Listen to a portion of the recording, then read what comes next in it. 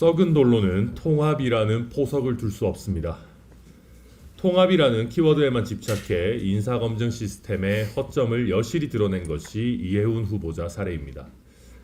이재명 대통령은 계속해서 통합 인사를 하겠다고 하지만 최소한의 검증, 국민 눈높이를 통과하지 못한 썩은 인물을 써놓고 통합 인사라고 우기거나 검증 실패에 대해 통합 핑계를 대서는 안 됩니다. 이재명 정부는 지명 철회를 하면서도 이해훈 후보자가 국민의힘에서 3차례나 국회의원을 지냈다는 점을 강조하면서 인사검증 실패에 대해 국민 앞에 사과하지 않았습니다. 국민의힘의 검증이 소홀했다는 공격은 민주당이 김병기, 강선우, 전재수 의원 등의 비위를 검증하지 못한 사실로 셀프 반박됩니다. 어떤 정당이든 수백 명의 국회의원을 공천할 때의 검증은 드러난 범죄 경력, 망언 등을 확인하는 선을 넘기 어렵습니다. 국무위원 후보자 검증은 차원이 다릅니다. 청와대는 한 사람을 검증하는데 막대한 인력과 자원, 인사검증 시스템 전체를 활용할 수 있습니다.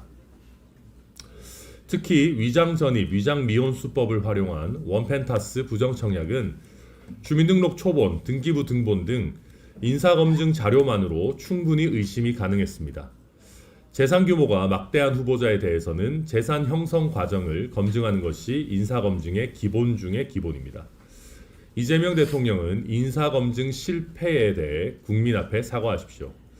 청와대는 인사검증 시스템이 부정청약 등을 놓친 것인지 아니면 이해훈 후보자의 비위를 알면서도 대통령의 정치적 목적을 위해 무리하게 임명을 강행했던 것인지 국민 앞에 명명백백하게 밝히십시오.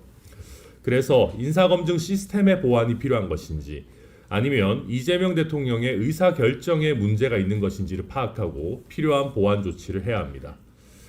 다음으로 통합 인사라고 하려면 최소한의 일관성과 소신을 지킬 수 있어야 합니다. 이해훈 후보자는 보수 성향의 경제 전문가라고 하면서도 인사청문회 과정에서 본인의 과거 재정 건전성에 관한 소신을 모두 버리고 이재명 정권의 확장 재정과 소비 쿠폰 발행, 심지어는 호텔 경제학까지 칭송하기 여념이 없었습니다. 여당 의원들까지도 못 믿겠다며 과도한 태세 전환을 질타할 정도였습니다. 보수 진영 인사를 전향시켜서 이재명 대통령을 칭송하도록 하는 인사는 통합 인사가 아닙니다. 권력을 이용한 특정 정치인 전향 시도에 불과합니다. 통합이라고 하려면 본인의 기존 소신과 색깔을 지키면서 다양한 생각이 국정에 반영될 수 있도록 해야 합니다. 마지막으로 지명 철회로 모든 잘못을 덮고 가서는 안 됩니다. 특히 원펜타스 부정청약은 명백한 불법 행위이자 범죄입니다.